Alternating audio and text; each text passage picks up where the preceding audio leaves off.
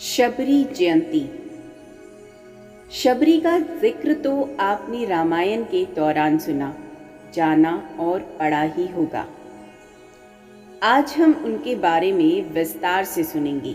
एक अनूठी और एक दिल छूने लेने वाली कथा। शबरी श्री राम की परम भक्त थी, जिन्होंने राम को अपने जूठे बेर खिलाए थे। शबरी का असली नाम श्रमना था। वह भील समुदाय के शबर जाति से संबंध रखती थी। इसी कारण कालांतर में उनका नाम शबरी पड़ा। उनके पिता भीलों के मुखिया थे। श्रमना का विवाह एक भील कुमार से तय हुआ था। विवाह से पहले कई 100 पशु बलि के लिए लाए गए, जिन्हें देख श्रमना बड़ी आहत हुई। ये कैसी परंपरा! न जाने कितने बेजुबान और निर्दोष जानवरों की हत्या की जाएगी। इस कारण शबरी विवाह से एक दिन पूर्व भाग गई और दंडकारण्य वन में पहुंच गई। दंडकारण्य में मातंग ऋषि तपस्या किया करते थे। श्रमना उनकी सेवा तो करना चाहती थी, पर वह भील जाति की होने के कारण उसे अवसर ना मिलने का अंदेशा था। फिर भी शबरी सुबह सुबह ऋषियों के उठने से पहले उनके आश्रम से नदी तक का रास्ता साफ कर देती थी। कांटे चुनकर रास्ते में साफ बालू बिछा देती थी।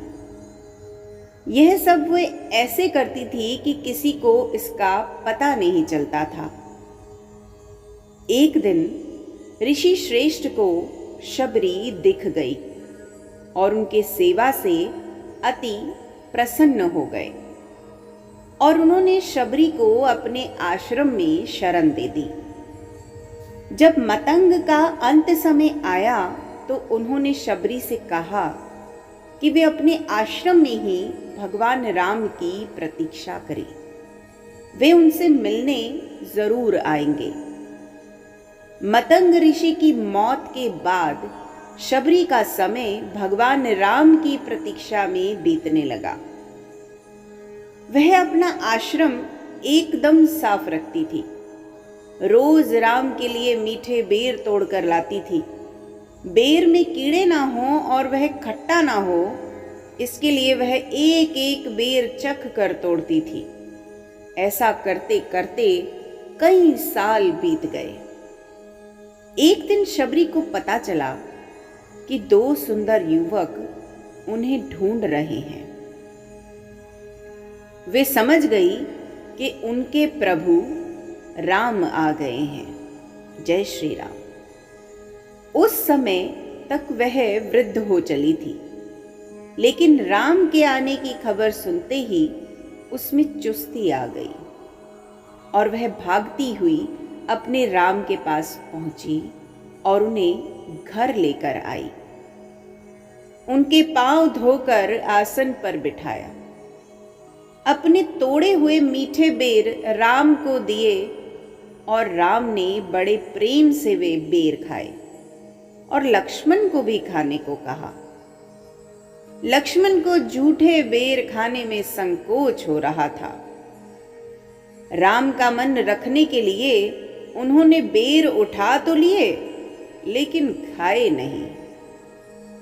इसका परिणाम यह हुआ कि राम रावण युद्ध में जब शक्तिवान का प्रयोग किया गया तो वे मूर्छित हो गए थे। तब इन्हीं बेर की बनी हुई संजीवनी बूटी उनके काम आई थी।